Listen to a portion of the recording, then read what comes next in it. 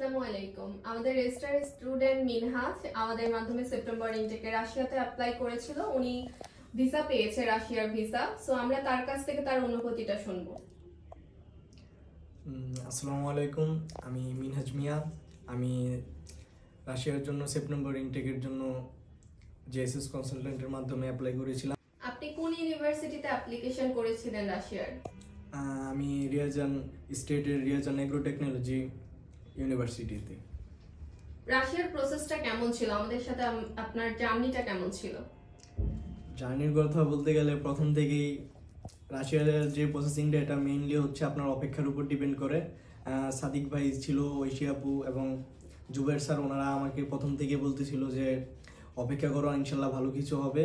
তো আমি ওই সময় থেকেই আর কি অপেক্ষা করতেছিলাম। আর অফার